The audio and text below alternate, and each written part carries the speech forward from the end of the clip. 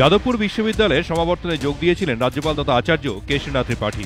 তার সেদিনের সেই অভিজ্ঞতার সঙ্গে হয়তো কোনো মিল পেলেন না শনিবারের সমাবর্তনের। এদিন যোগ দিয়েছিলেন সেন্ট জেভিয়ার্স কলেজের সমাবর্তন অনুষ্ঠানে। যাদবপুর শুরু থেকে শেষ ছিল স্লোগান আর প্রতিবাদ, শংসাপত্র প্রত্যাখ্যান, যা খুশি করতে পারেনি আচার্যকে। শনিবার সমাবর্তন অনুষ্ঠান সেন্ট জেভিয়ার্স কলেজে। স্বশাসিত এই প্রতিষ্ঠানে সকাল থেকে ছিল উৎসবের ছবি। কোথাও কোনো ছন্দপতন নেই। সুশৃঙ্খলভাবে রাজ্যপালের হাত থেকে শংসাপত্র গ্রহণ করলেন উৎসাহী ছাত্রছাত্রীরা। এই পরিবেশ যে রাজ্যপালকে খুশি করেছে অকপটে জানালেন সে কথা।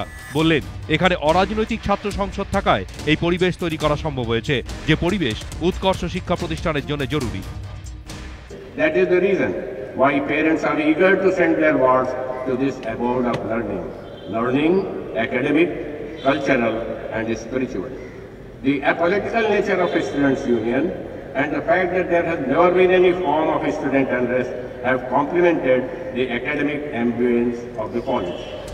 শিক্ষাঙ্গনে অস্থিরতার জন্য রাজ্যপাল রাজনীতিকে দায়ী করলেও যাদবপুরের ক্ষেত্রে কিন্তু সরকারের দিকেই অভিযোগের আঙুল উঠেছে বারবার। অভিযোগ উঠেছে অযাচিত হস্তক্ষেপেরও। যদিও শিক্ষাঙ্গনকে রাজনীতি মুক্ত করার পক্ষে সওয়াল ক্রমশ তীব্র হচ্ছে নাগরিক সমাজে। মূল কারণ, গত কয়েক বছর ধরে রাজ্য জুড়ে শিক্ষা প্রতিষ্ঠানে ক্রমাগত বাড়ছে হিংসা হানাহানি। শিক্ষা প্রতিষ্ঠানে রাজনীতি থাকবে কিনা তা নিয়ে বিতর্ক দীর্ঘদিনের। শিক্ষাঙ্গনকে রাজনৈতিক সংঘর্ষের কবল থেকে মুক্ত করার লক্ষ্য নিয়েই গড়া হয়েছিল লিংডো কমিশন, কিন্তু সেই কমিশনের রিপোর্ট আজ হিমঘরে।